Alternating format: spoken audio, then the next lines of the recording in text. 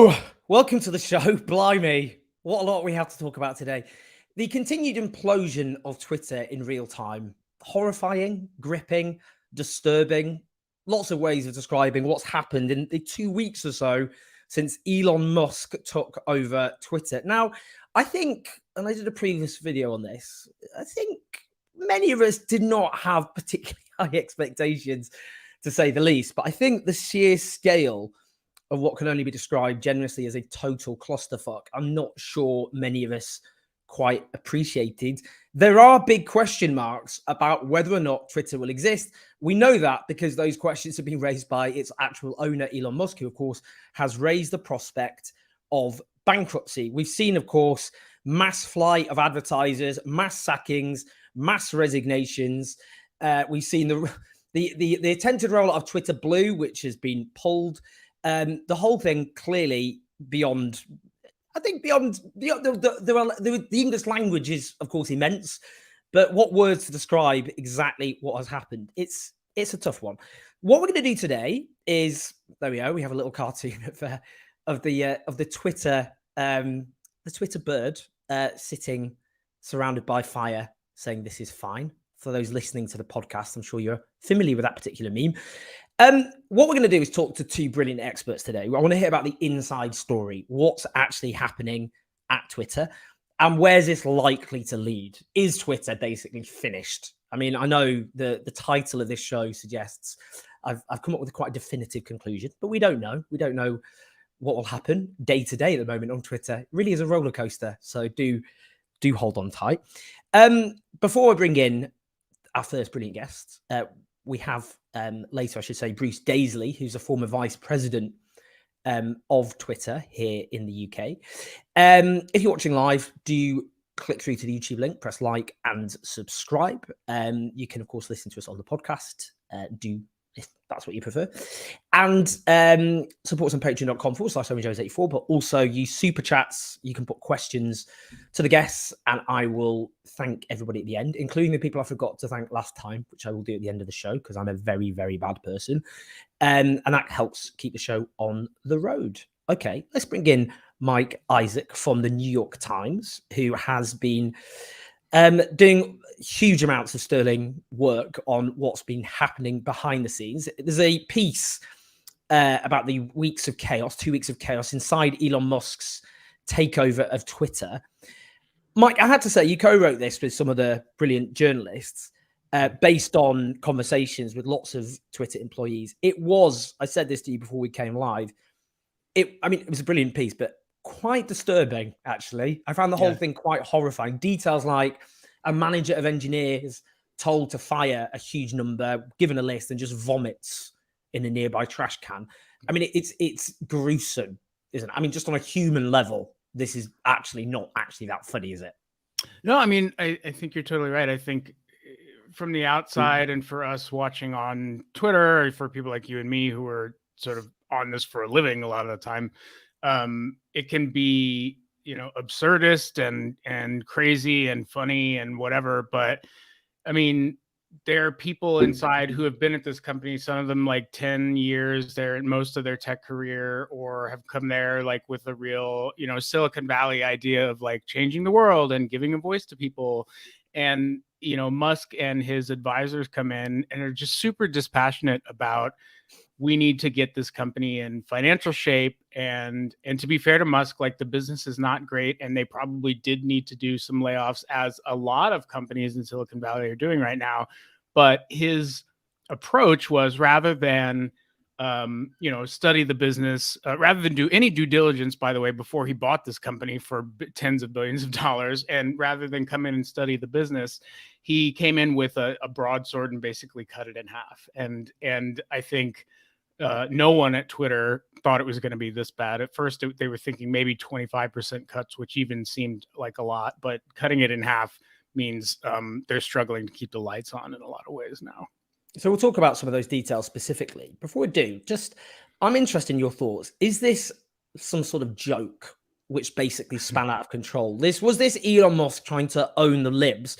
Because obviously what he did is he came up with this proposal to buy Twitter, and then he claimed there were lots of bots and so on, which was an attempt to backtrack. And then Twitter forced him, basically, he was sued in order to do so. I mean, we've got this tweet here from Jack, who everyone knows, of course, is the Twitter founder.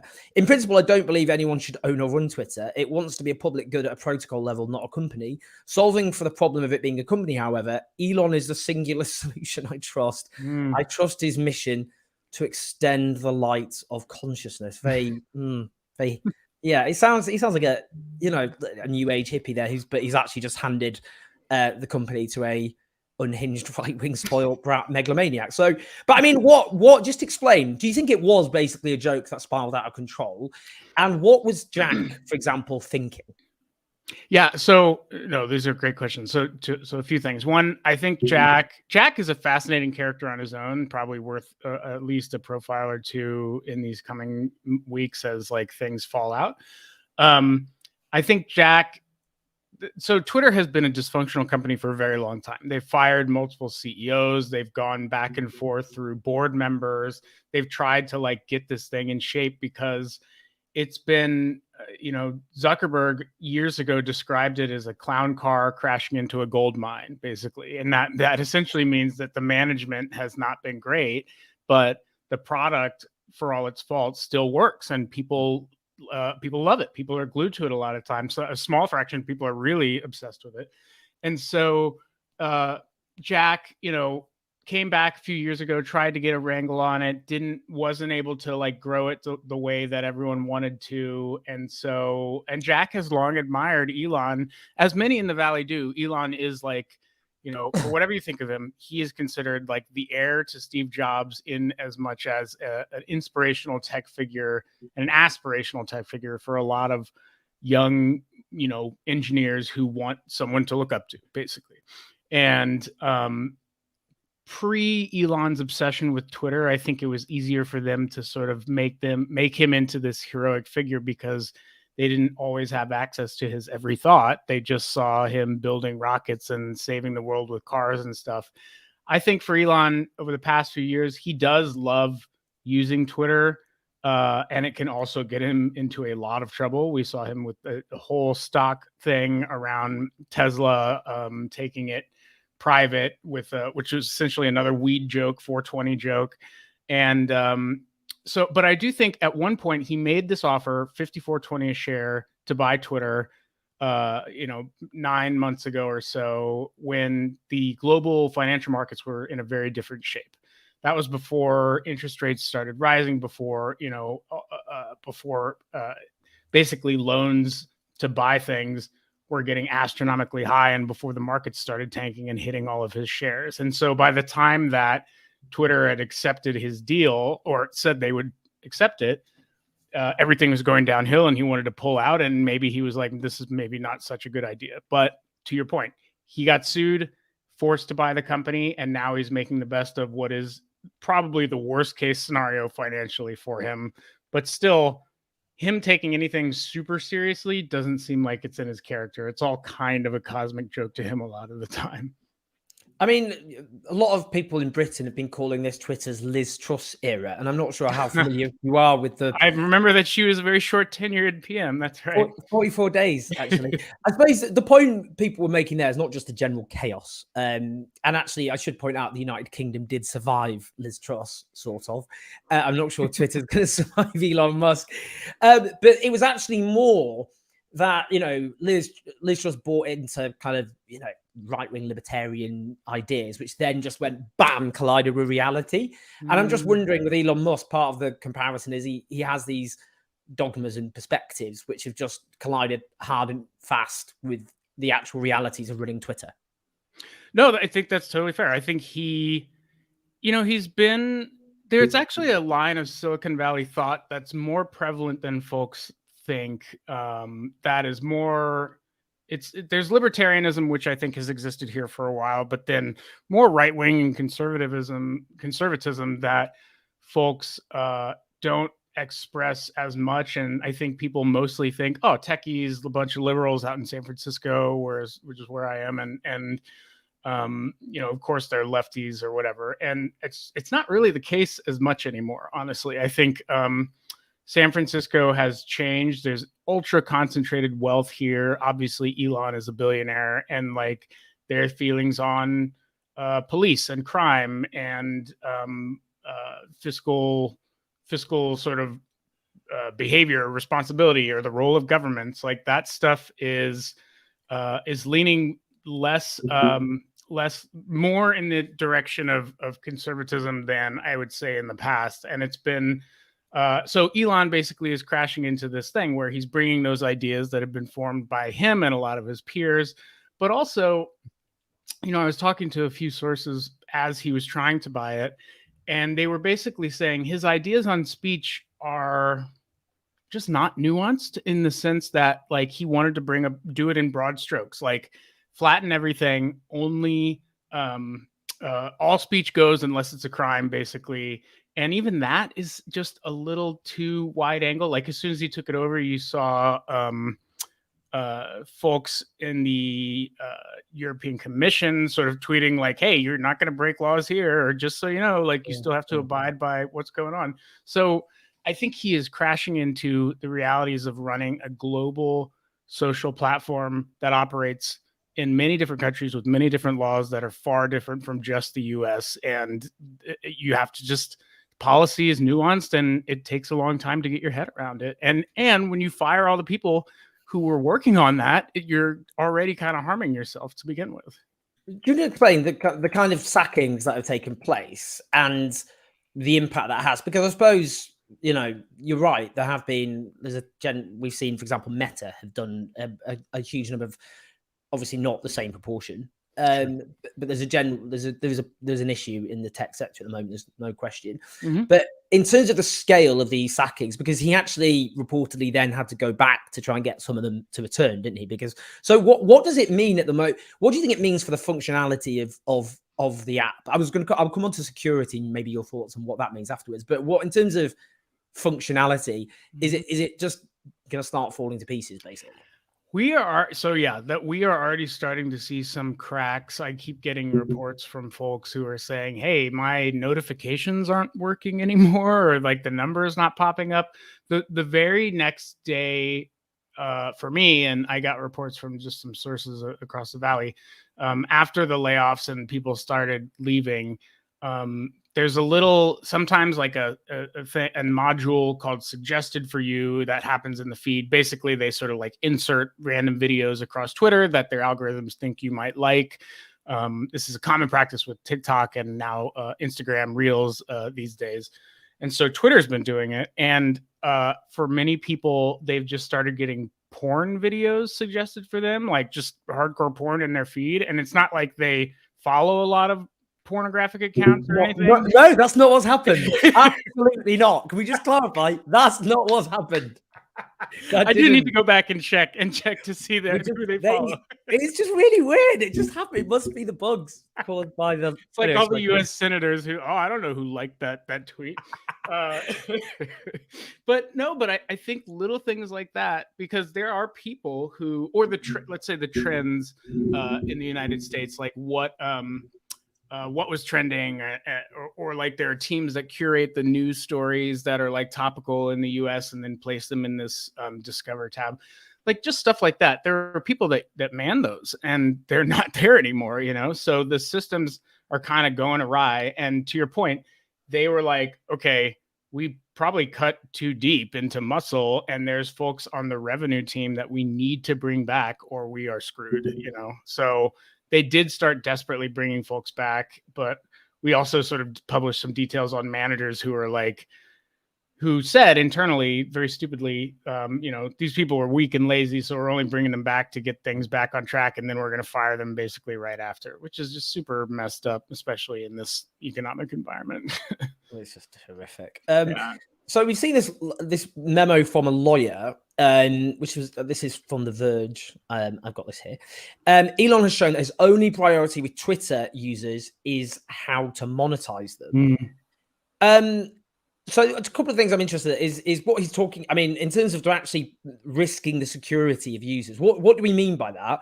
And there's also the issue of the Federal Trade Commission, which has the ability to fine Twitter billions of pounds worth of money dollars even, wrong currency. Either way.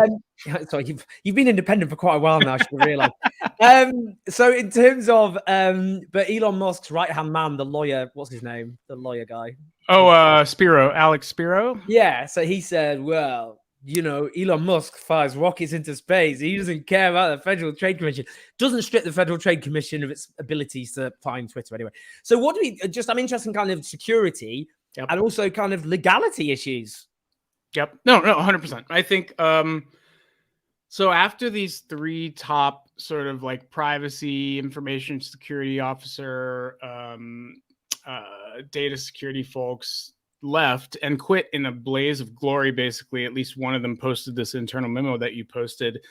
And they basically told people, look, if you are asked to do anything illegal, you need to get out. And also posted a link to a whistleblower site that folks at Facebook have used in the past too. And basically it's just like, if you see bad or illegal activity going on, you need to go to these people and get protections for yourself because you don't want to get wrapped up in an indictment, basically, And the FTC, the SEC have been kind of circling this for a while, particularly because Elon, in the beginning, when he started buying up large portions of Twitter in the background, Twitter stock, back in like January, there are laws that basically have you disclose when you reach a certain threshold of stock that he failed to do at the time, and that may have broken the law. And so so I believe the SEC is sort of circling that and trying to figure out what happened.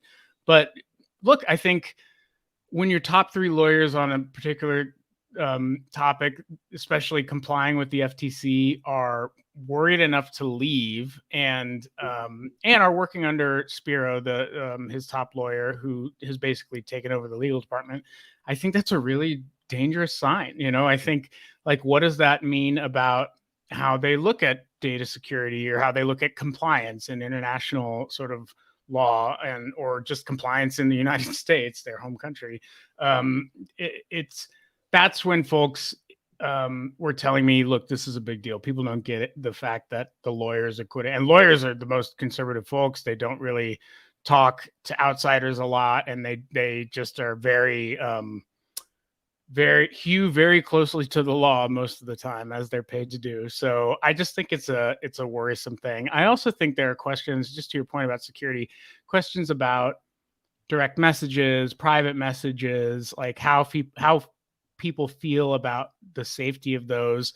And what I've been advised, I don't know what management is doing or if they're reading them or anything, but every one of my sources inside are super paranoid about their DMs and are basically saying, don't have sensitive conversations on DMs at this point. Like, move them off to, I don't know if you know what Signal is, like a secure messaging app, or iMessage, which is also encrypted, or different messaging apps. But basically that's worrisome. I don't know what's going to happen or what is happening, but the fact that they're telling us to move off is something to think about. And obviously, newspapers and media organizations which approach Twitter for comment can't, because Twitter, as the Verge pointed out, The Verge reached out to Musk for comment. Twitter no longer has a communications department. Astonishing stuff. We're going to talk to you about the Twitter Blue debacle.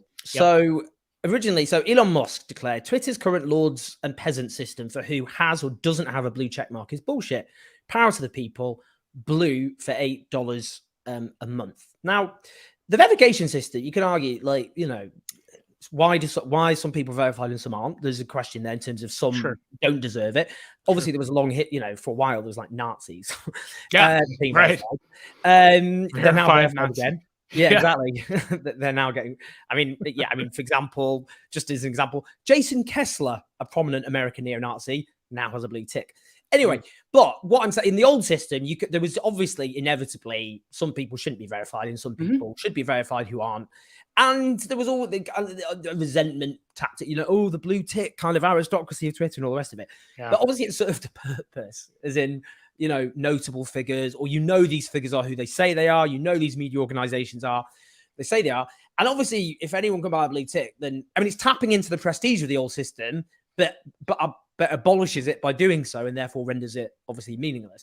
But I'm just interested in how you think, because we'll first talk about the commercial impact, I mean, we've seen lots of, Bush and Blair. This is George W. Bush. I miss killing Iraqis.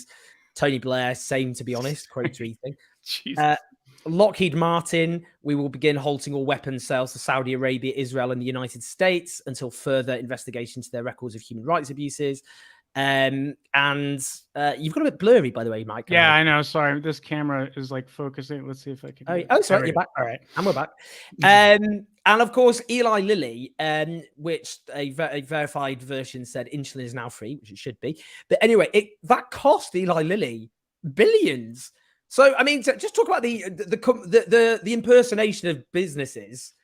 It's literally had actually quite a big commercial impact. Oh my God, it was totally a nightmare. So I totally agree with you. Twitter verification system has long been imperfect, right? There has seemingly been no rubric for a long time. It was literally like, do you know someone on the verified team? Then I can kind of get you in backdoor or whatever, right?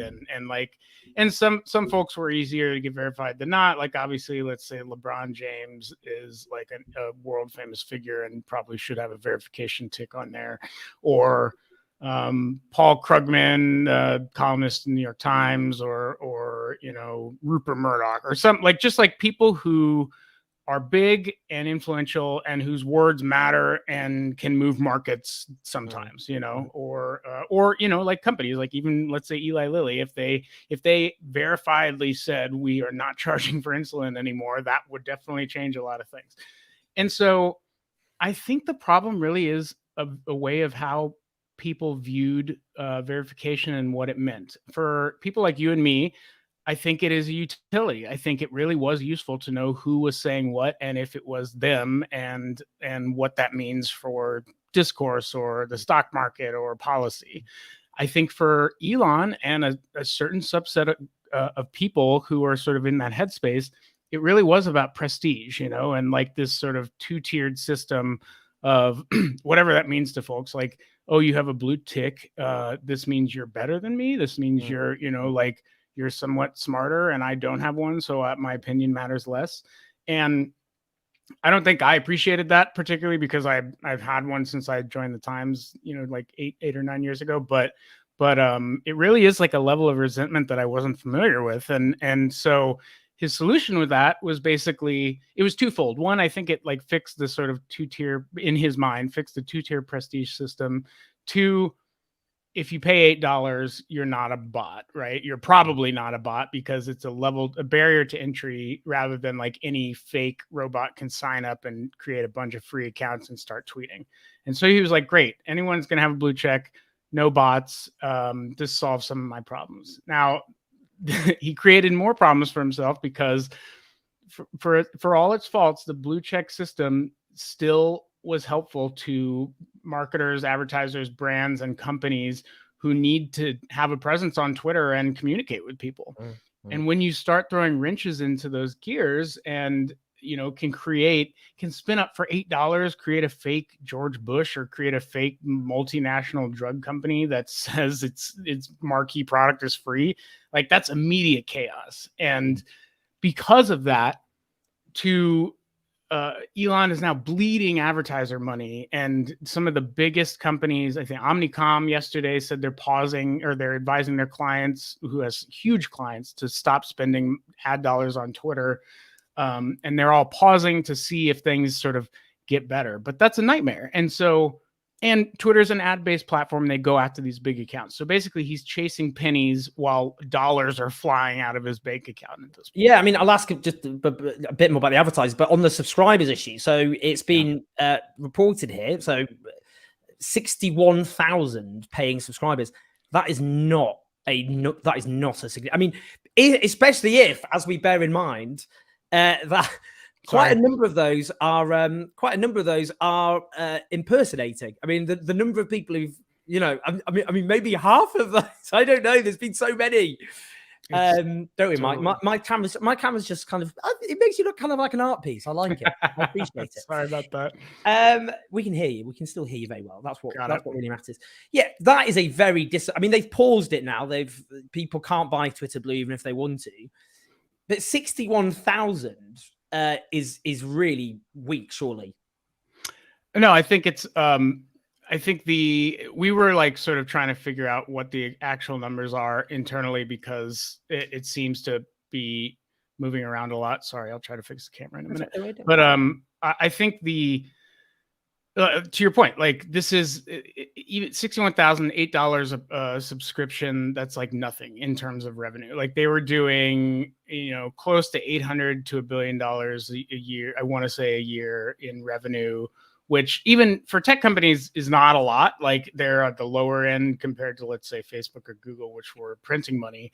But like, it's just like if he thinks he can amp up subscribers to the point where it can replace ad revenue, and he wants to decrease the amount of ads in the feed, which he has said, if you are a subscriber, that's going to take a lot of work and a lot of time, as he already owes $1 billion a year in interest alone to the banks that he has secured loans for.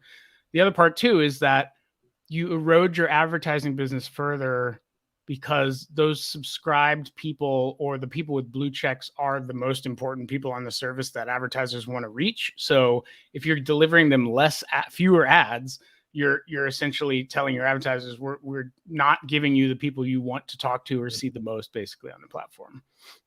So in terms of the advertisers, I mean, we're talking about, as you said, a mass exodus of advertisers. I mean, Elon Musk raised the prospect of bankruptcy. I mean, do you think that's, in terms of what's happened in terms of, en masse, as you said, companies pulling from Twitter? Yeah. What do you think about that? What do you think about the actual potential risk of there just being such a financial black hole that the whole company just goes under? I think even he is shocked at how quickly money has left the door, has gone out the door. I think the amount of ad dollars, I'm still trying to chase the exact figure, but the amount of ad dollars and advertisers who have left in just a short amount of time is staggering. And by the way, he fired the top 3 executives who are responsible for handling advertising on Madison Avenue in the United States. And that means an ad business is all about relationships and who you know. And to put a finer point on it, Twitter ads are not that great compared to Facebook ads or Google ads, where they can track you down to the finest grain, particularly because they take in so much data about you. Twitter ads take in far less information about you, which is probably good for you or me because we don't necessarily love being tracked all the time.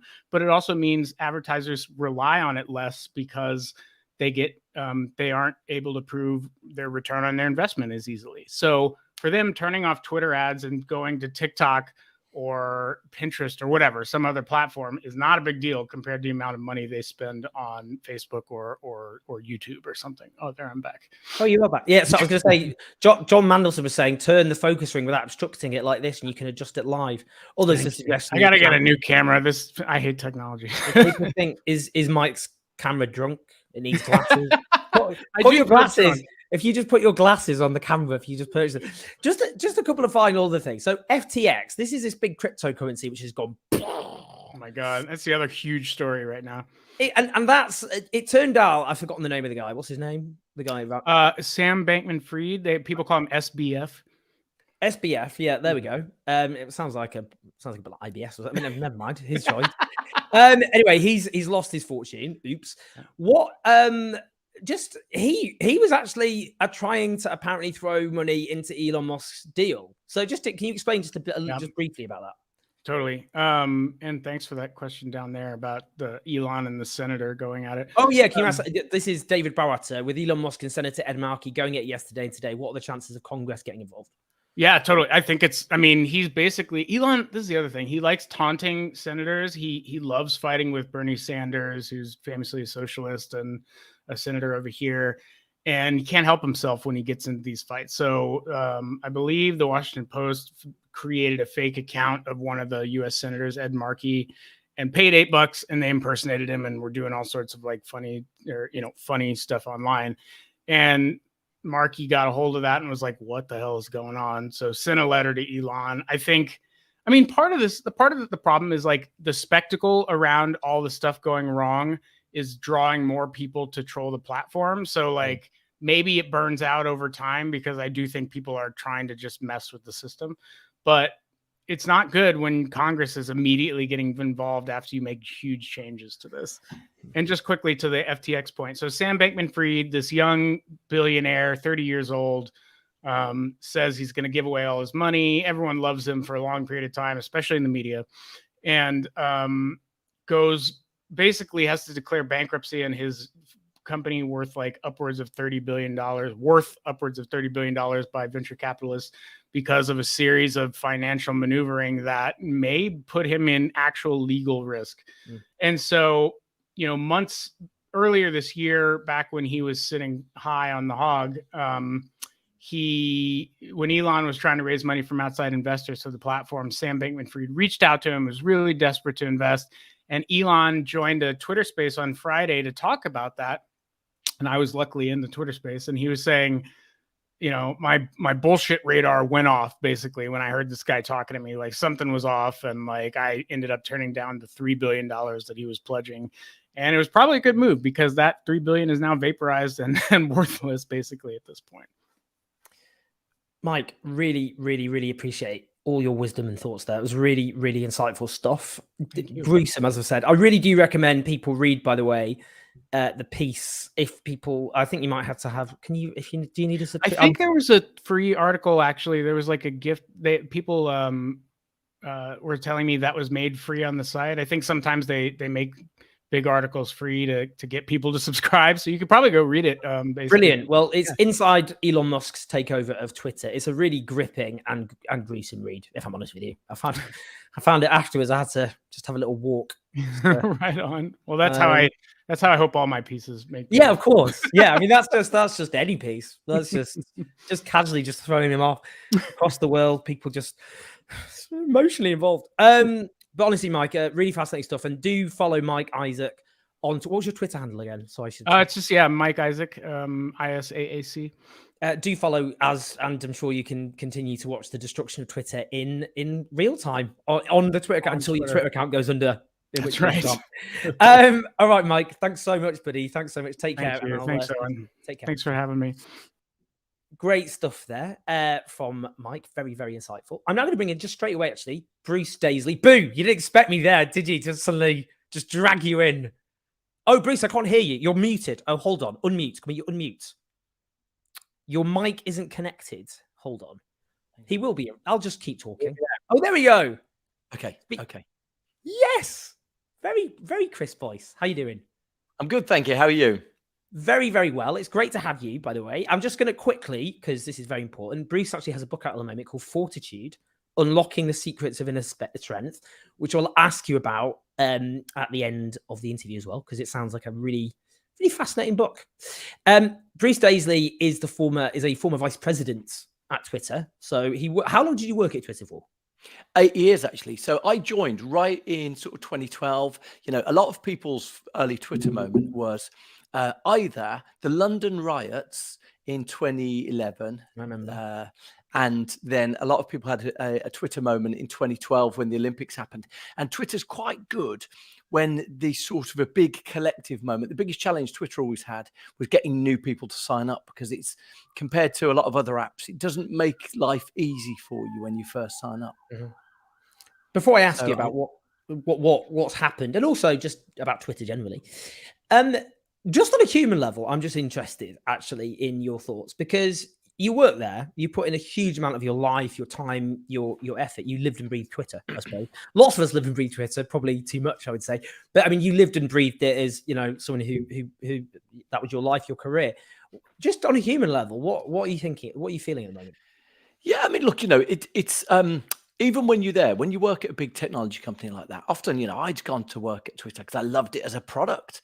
And at the time, it was like this frivolous place that, at the time, Kathleen Moran was saying it's transformed comedy because women's voices are being heard at the time. John Prescott was saying, I can have a horrible article about myself in the news Mail on Sunday, and I can I can counter it. I can get something to come out. Or, Jonathan Ross was tweeting Stephen Fry. It was this frivolous place.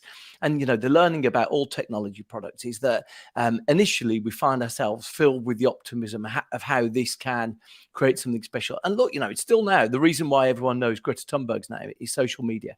Whichever flavor of social media, but social media has made celebrities and names of people who otherwise would be denied a platform. So, but I recognize that Twitter's got a really conflicted aspect to it.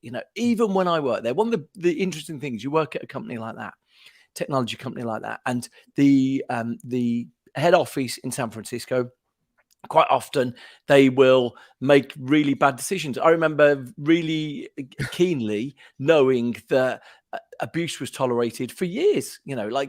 I'd wake up one day and there was a female Labour MP, prominent Labour MP, getting horrible abuse. I think repeated episodes. One MP had a series of not rape threats. So what that means is that hundreds of people were sending tweets to that person saying they wouldn't rape her.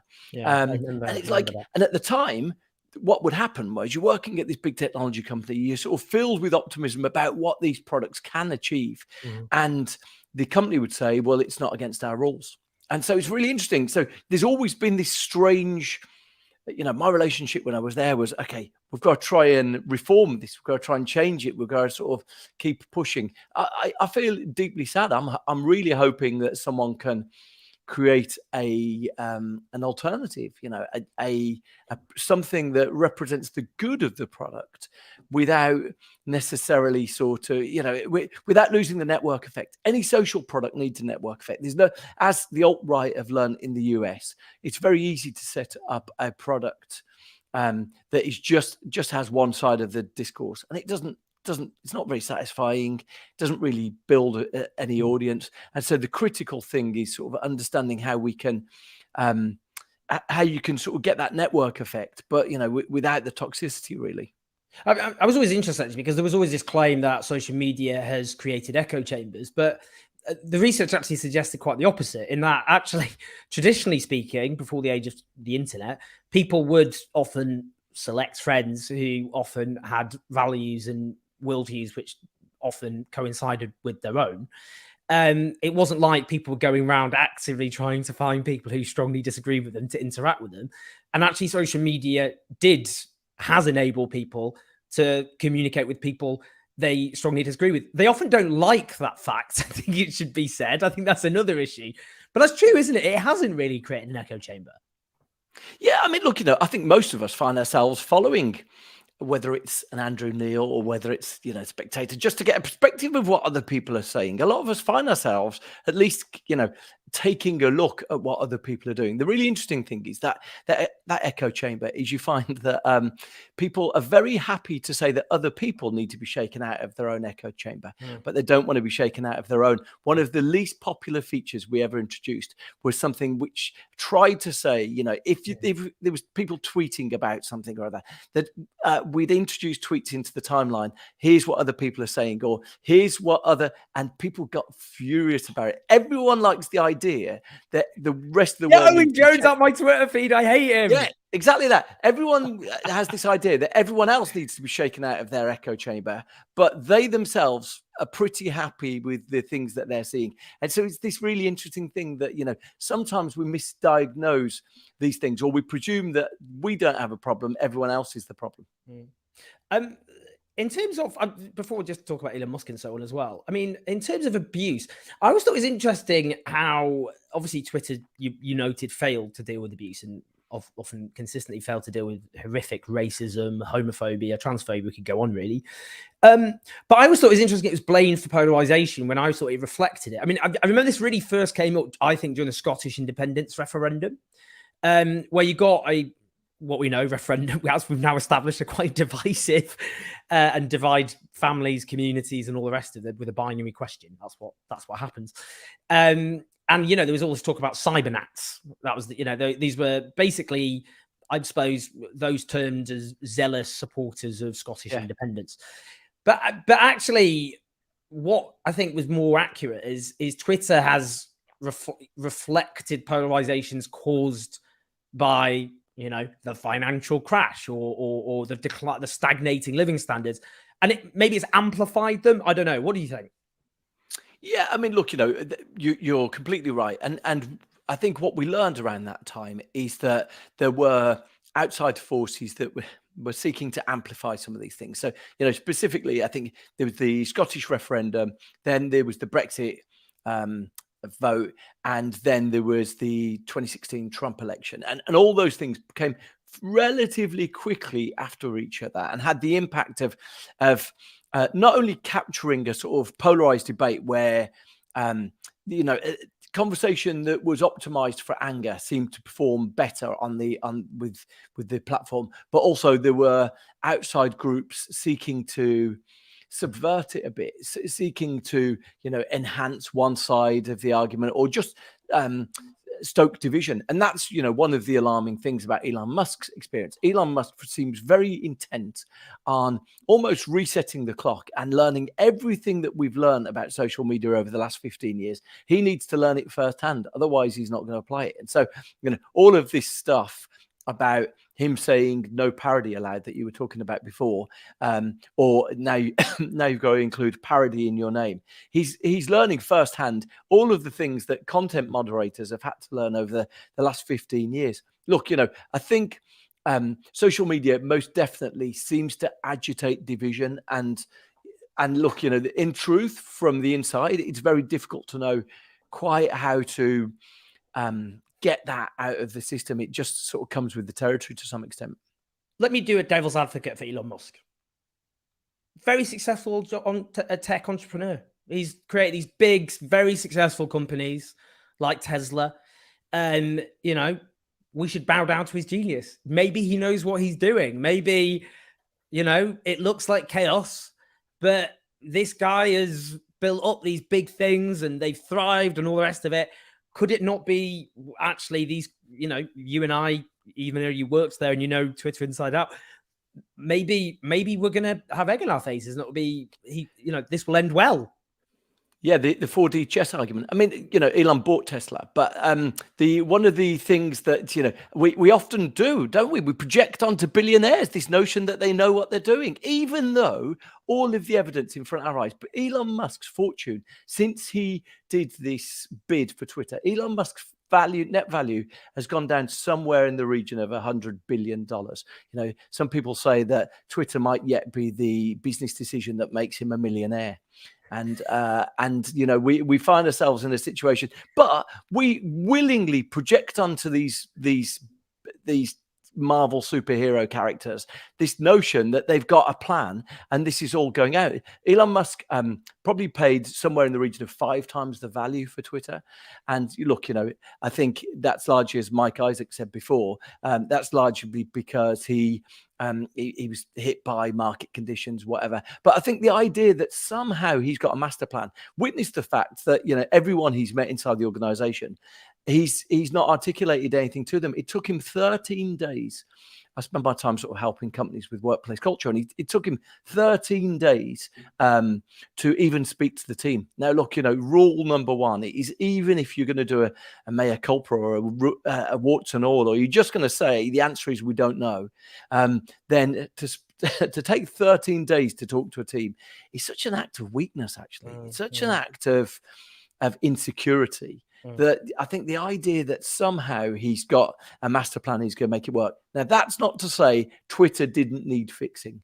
You know, we all recognize, I think, it's, you know, all of us who use Instagram, all of us who use TikTok will recognize, for all the bad of either of those platforms, we'll recognize TikTok has pretty much a no abuse policy. You know, if you often see people returning on TikTok saying, I've just had a week's ban, sorry I couldn't post. You know, often you see that they've got a very firm line. They put the line in the sand. What you find with that is when you've got a firm line, people are often far more cautious about going over it. Instagram is just a kind of place. And, you know, yeah, I mean, Instagram but Instagram's my happy place where people are just very sweet. And then I go on Twitter, it's like, die you effing gay. Lots of homophobia. I didn't used to get homophobia on Twitter. Yeah. That exploded over the last few years. Quite interesting. But I mean, isn't that just again a devil's? You know, like, well, isn't that just impossible to manage? It's just so big, Twitter. No. And No. So, here's the truth of it is that social companies, especially because they sort of, they want you to believe that it's hard to manage. And the best example we've got is in Germany. In Germany, it's illegal to post anything in support of Nazis. It's illegal to post Nazi imagery or anything in favor of it. If you or I were to create an account now, a little VPN, set it up and post, it'd be removed in about 3 minutes. And so what happens is they create this notion. Why? Because it's protective of their investment. They create this notion that no one can police this. The only way we can control this is just to shrug and say it comes with the territory. Yeah. But what you find is in countries where it's actually regulated, you can control it. You can improve it. Now, I would say, firstly, I had an issue with a very prominent Jewish person when I was there, and he said to me, I'm getting so much abuse, and I said, right, report it. And he said, every time I report it, and it's someone tweeting him saying, you Jewish C word, right? Okay. He'd report it, and the Twitter safety team would come back and say no violation, which was our rule for we're not going to take it down. Now, I would used to say to the people internally, surely we could be a platform where you can't call a stranger a swear word. Right, okay, there's a really simple thing. You can't call a stranger a swear word. Now, a lot of people, the interesting thing about that is that a lot of people, it's a bit like in gaming communities. So people who play online games, a lot of homophobia in that. But what you find in that is that people use these sort of casual insults, and it's only when you say to them, by the way, you've just committed an act of trolling, so you're now on a 24-hour ban, and they're astonished. They didn't think that they were the problem. They thought everyone else was the problem. That was just banter. And so what you can do very quickly is you could say, okay, we're going to introduce stronger rules. Even if you're sending a swear word to Boris Johnson, even if you believe you're in your right to tell Marc Francois exactly what you think of him, actually, if you send a swear word to someone you don't know, you're going to get 24-hour timeout. Right. Very quickly, you think people learn, I can't do that. I need to be more nuanced in my articulation of my opinions.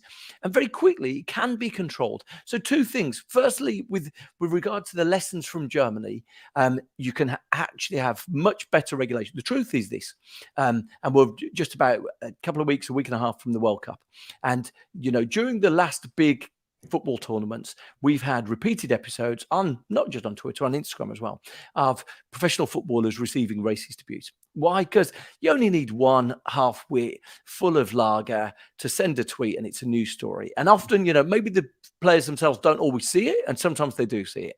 But, you only need, it comes with the territory. You've created this phone line that connects a lunatic with a celebrity. To some extent, it comes with the territory. But if people knew that during the moderation for that, there'll be during World Cup games, there'll be 2 or 3 people working in Budapest, because it's all offshored, it's all remote, it's all contract work. If you knew that there were 2 or 3 people in Budapest who were checking your tweets, and they're kind of not given much incentive to take action, because if they suspend someone and that person appeals it, then when it comes to appeal, their manager will say you made a mistake there. Whereas if they don't suspend someone, there's no one who's going to appeal it, and so it never gets looked at again. So 2 people in Budapest are going to be reviewing all these tweets. We shouldn't be surprised if something ends up on the front of the Sun and the Daily Mail, because you've just got an inadequate resource. So it can be done, but just social media companies need to be forced to do it with sufficient resource, really. You mentioned Elon Musk's chat to the team. So Elon Musk said, this was Mike Isaac tweeted this, he was just previously on. He was asked, how are you going to deal with the expected attrition, align everyone on a shared vision? And he said, I don't know. We all need to be more hardcore. Oh my God. He's a nightmare. The guy's a nightmare. He's a nightmare. But again, I'll do devil's advocate. Twitter wasn't profitable. Changes had to be made. And he might be being a bit blunt about them, but maybe there's no option to some of the things he's done. So Twitter was 2 years ago. Twitter was a 30% margin business, and this idea, like almost every business in the country would say, "Okay, that's a great business." This idea that we witnessed it a bit when Instagram was in the midst of debating turning into TikTok, and Adam Mosseri, the boss of Instagram, said, "We need to do this to grow." 1 billion people use Instagram. How big do you want it, Adam? Yeah. But this idea that businesses and technology businesses have got a right to infinite growth, or the right to be vast and colossal and consume so much more of our attention, is an illusion. And it's an illusion of venture capitalists' investment. The idea that any business has a right to be bigger and bigger and bigger and bigger and get more attention. We need, unless you've got 1 billion users, you're not successful. It's total illusion. Now, Twitter could exist as a far more sustainable, it was a 30% margin business. It could focus on getting the right things right. As Mike said, Twitter ads are terrible, compared to sometimes the ads you see on Instagram, where you go, actually, I quite fancy that. Or the ads you see on YouTube. The ads you see on Twitter, you never want to buy those things. And so the ads are terrible. There is a way to make it a much more sustainable and profitable business. But it was just run through this notion of Silicon Valley, where, unless you're growing at 30% a year, unless you're growing at 50% a year, somehow you've got no value to you. And it's a total illusion. It's an illusion of venture capitalist investment. The idea that nothing's got any value, that Instagram reaching 1 billion people, has no value because it's not growing. It's just bananas, actually. How do you see this playing out? I mean, do you think Elon Musk might get bored, might see the damage to the knock-on damage to Tesla's reputation, for example? I mean, there was a brilliant piece, I forgot what it's called. It was like Welcome to Hell, I think, Elon, which went into just the challenges he would face, the realities he would face. And that was including dealing with the Indian government, the Chinese government, and, China being a massive market for Tesla. And as you said, a huge amount of his fortune has been wiped out. He's what do you think? Do you think the problem, I guess I'm doing a meandering question here, will this end with Twitter going down with Elon, or do you think it's possible that it could survive Elon and maybe like the UK with Liz Truss? We're still here, aren't we? Well, interesting metaphor. And obviously, as you said to Mike, it's got sort of strong, Elon Musk at Twitter has got strong Liz Truss on a hen weekend energy to it. We're waiting for something to pay off. And to some extent, you start looking there going, so when's the Jeremy Hunt moment? When's like, we're just going to bring in a boring adult? And you could see a resolution of that. He basically says, the revenue performance is looking so bad next year. The way that American advertising works is that this time of year, all the advertising, loads of advertising is sewn up for the next year. So the fact he's sort of run this pantomime in this time of year means you can project outwards. He's sort of caused himself collateral damage into 2023. So you could easily say, let's just pick a Silicon Valley veteran. We're going to get someone to come in who's not going to do this goofing around. Elon Musk will go back to being sort of tweeter number one. And the only reason I'd be cautious about that is clearly he's got the funds not to do it. I would even suggest the fact that he sold more Tesla shares in the last week, even though he committed that he wasn't going to do that, suggests that maybe he's having to buy out some of the outside investors he's got there, or there seems to be more going on. The only thing I would say is that he's got strong Lewis Hamilton vibes to him, in the sense that he doesn't look like he's got anyone around him who ever says to him, this is a bad idea. So he looks like he's surrounded with people who laugh at him all the time and laugh at his jokes. He walks in carrying that sink. I don't know if anyone recalls seeing this, but he walked in carrying a sink to an office where he's about to fire half of the workforce. It's so tin-eared. And you just wonder if there was someone in his inner circle who was able to say uncomfortable things to him, then possibly he could get in a chief exec and say, look, pretend all this didn't happen. We're going to get on with trying to do this in a more mature way. Right now, it looks like we're going to have something of a sort of slow, painful meandering, and I can't guess where it's going to go. I don't think the answer is all of us finding which Mastodon server we all want to be on, but I think there is scope for a social product that makes things easy to try and steal some heat from Twitter, for sure. I think you're right. He's surrounded by basically Richard the Hamster Hammonds. People are just like, yeah, well, you're so great. I mean, that's the problem with lots of multi-billionaires, is they already feel, because they have a self-perception that they accumulated all that wealth through their own means, rather than actually a combination of often privileged backgrounds, like Elon Musk has a very privileged background, like public sector research. The internet is a creation of the public sector. People often don't realize. So is the algorithm, for that matter, as well as luck, timing, all sorts of things. They think, and then they're surrounded by yes men who tell them how brilliant they are and how their decisions are expressions of genius. Just finally, on that depressing thought. So basically, it looks, I think your view, just before I just finish on your book, I think is Twitter is probably not going to survive. That's basically, I think, where you're at. I think it probably will, in the same way that MySpace is still there. You know, it'll sort of like chug along. Here's the critical thing. A lot of us spend a lot of our time scrolling through Twitter. And here's the thing about Twitter. We often talk about social media as sort of giving us a dopamine hit. For 99%, there used to be a time verified users on Twitter never used to see ads. Why? Because they were regarded as so important for creating the content that the amount of money you could earn by showing Britney Spears adverts wasn't worth worrying about. But so you know, the fact that first and foremost, Elon Musk is really damaging the reputation with the people who make the good stuff is worrying. But right now, I don't see another product coming along and creating that network effect. You know, a lot of us created social media accounts, and you know, for good or for bad, we sort of still got them. Twitter works on the basis. It's quite gossipy, actually. You know, for most people, the pop of dopamine on Twitter isn't that they got loads of likes on their tweets. For most people, it's not. For content creators like yourself, Owen, you know, slightly different. But for most people, they scroll through. They often don't tweet from days at a time, but they love the revelation. They love the discovery. Whoa, you won't believe what's happened. They want to tell 3 people that, you know, that Gavin Williamson's gone. Right. It's the fact that you're on the inside. Yeah. And to a large extent, being on the inside, getting the latest is deeply addictive, but it's hard to replace. Instagram's, as you say, it's a happy place. It makes you smile. It's like you follow aesthetic stuff that you wouldn't follow elsewhere.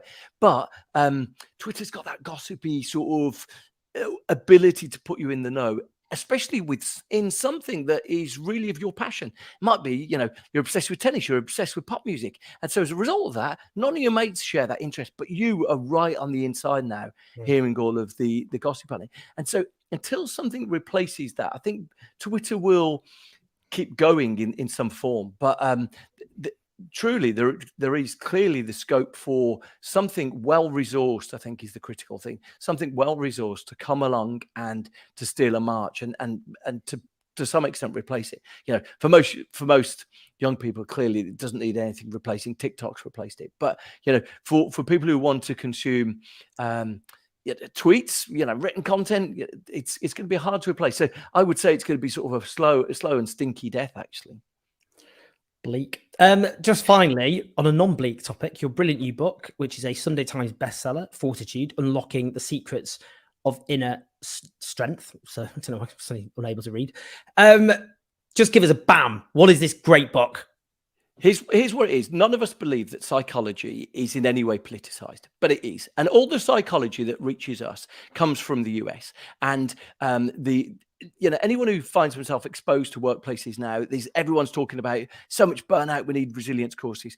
Schools, there's so much exhaustion amongst kids, we need resilience courses. It's like this word that's become ubiquitous. And what you find is that the truth about resilience is that it's inconvenient to the Reaganite era of psychology that's tried to say that it's this individualistic thing that we all need responsibility for doing. In fact, resilience, pure and simple, is the strength we draw from each other. So the reason why the people in Ukraine are so strong is not because Vladimir Putin invaded the strongest nation in the world, but because we draw strength from the people around us. It's a collectivist thing. Now, of course, that's deeply inconvenient to people who peddle this individualist idea of economics, and they try and sort of get it into their psychology. But if we understood that, you know, teenagers who have a family meal during the pandemic, their resilience went up.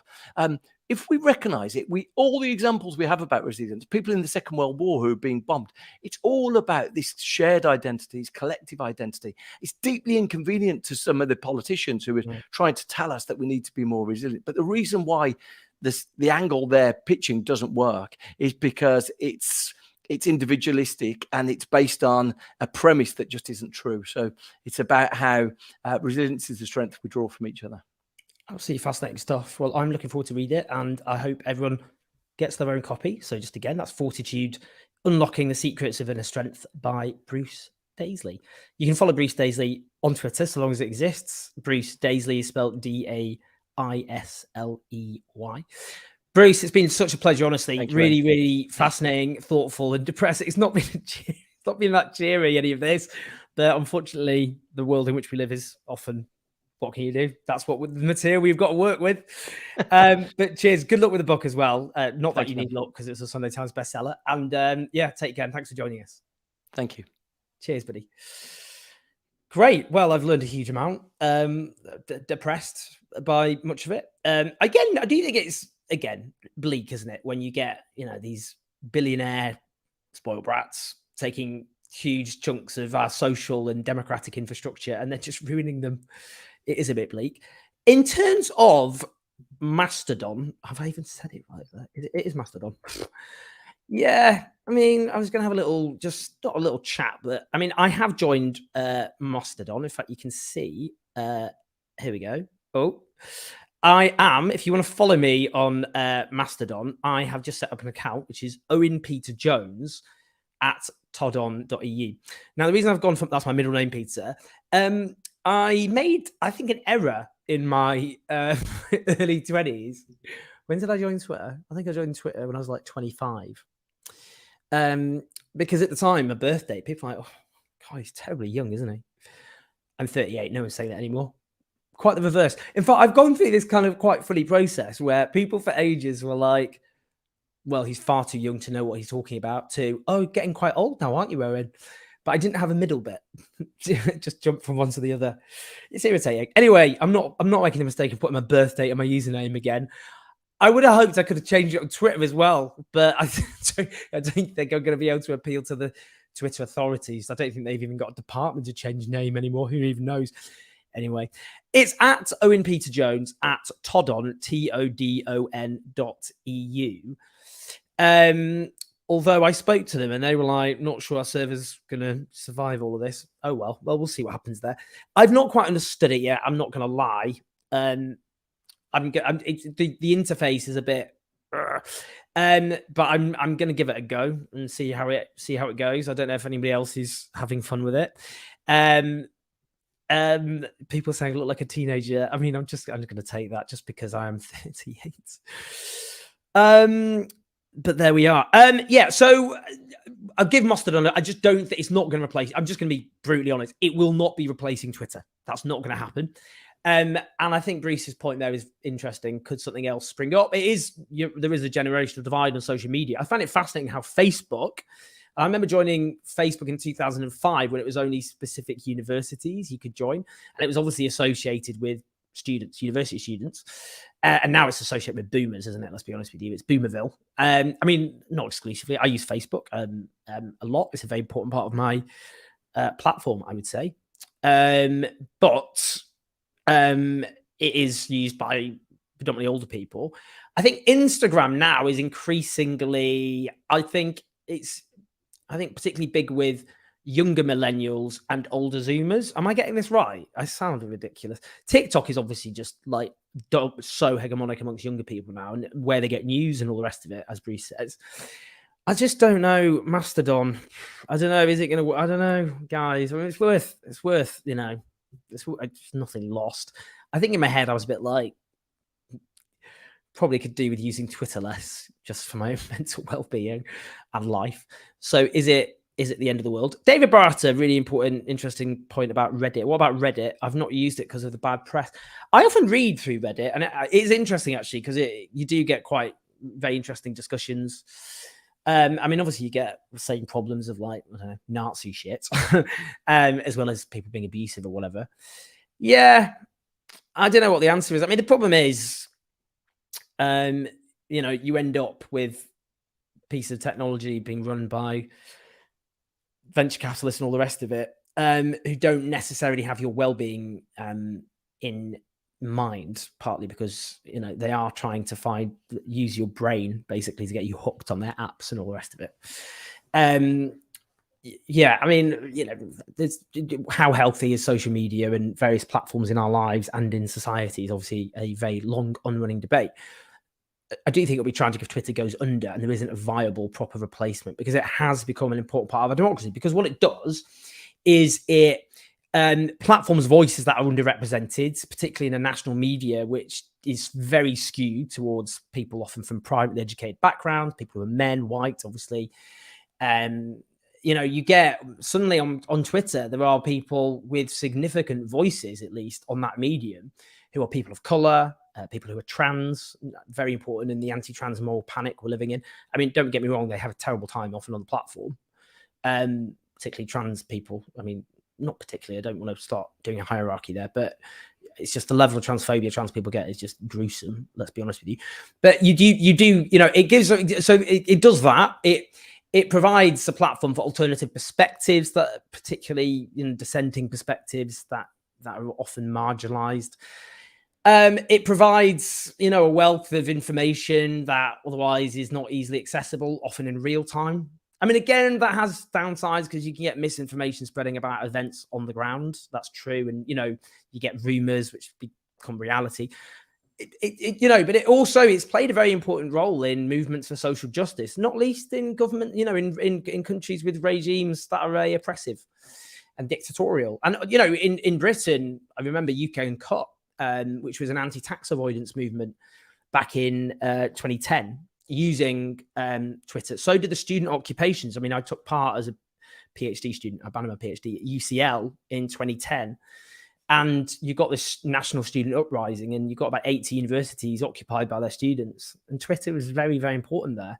So it became very important in, movements across the world against oppressive regimes, movements for social justice, workers' rights, lots of, we can see, particularly the wave of strikes in Britain at the moment, how it's being used to disseminate information and try and get a counterbalance to a hostile media.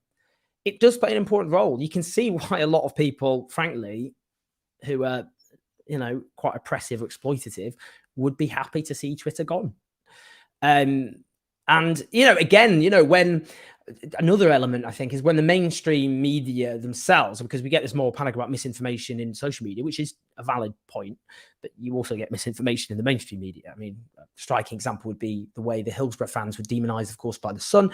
But, migrants, refugees, trans people, historically gay and bisexual people, of course, vilified and attacked by the media. Now there's a way of counteracting that. And when, outright propaganda on behalf of the government is published on the front page of the Mail and the Sun, then people can take it on, confront it, take it to pieces.